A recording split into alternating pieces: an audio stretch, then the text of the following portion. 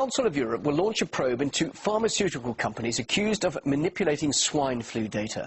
This follows a claim by a renowned German scientist that vaccine manufacturers pressured the World Health Organization into declaring a swine flu pandemic, seeking to increase profits. RT's Laura Emmett has more. It was supposed to be a deadly pandemic, but it's so far nothing more than a serious cold.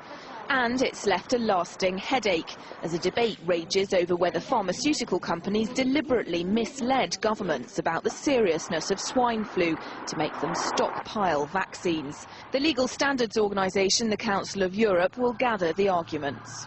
Britain has spent a fortune on preparations.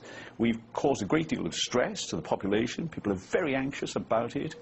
And we've distorted the priorities of our health service. And I believe when we have a thorough investigation and we look at this, we'll discover that that's the story. The world has been subjected to a stunt for their own greedy interests of the pharmaceutical companies. European countries bought billions of dollars worth of vaccine from pharmaceutical companies including Baxter, GlaxoSmithKline and Sanofi Pasteur. Some of the contracts included a clause where governments could get out of buying the drugs if they were no longer needed, but some, notably ones with GlaxoSmithKline, did not.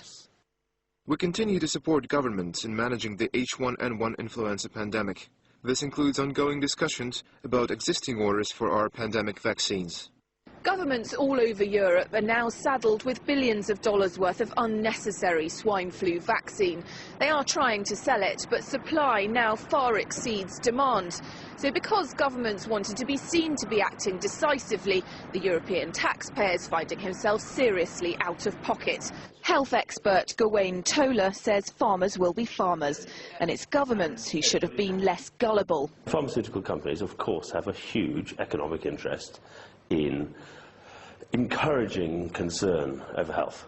I think you have to blame the governments for going along with it, for not having natural scepticism of the claims of somebody who has a financial interest. The government wanted to be seen to be doing something useful, and in that way they encouraged the fear that then forced them to act.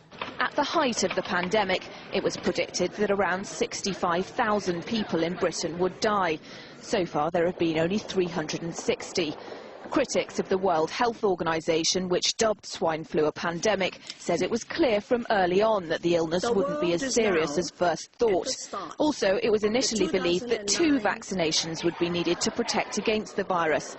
Later, it was found that 1 was enough. Now, European governments are coming under fire for wasting billions of dollars on vaccines that would never be used. This does seem to have been a massive waste of money. Of course, it's the responsibility of the government to look out for these kind of crises as they're approaching. Of course, actually around the world, countries were ordering vaccines and so on, but no one seems to have gone over the top as much as Britain has. Yet again, Britain has led the world really in wasting taxpayers' money on a threat that either hasn't materialised or has turned out to be very different to the way it was anticipated. Germany, France and the UK say they want to sell off their stockpile of vaccines. While there are countries willing to buy, the passing of the global threat and millions of doses flooding the market means prices for the vaccine will plummet. And the epidemic's initial misdiagnosis means it may be a very expensive mistake. Laura Emmett, RT, London.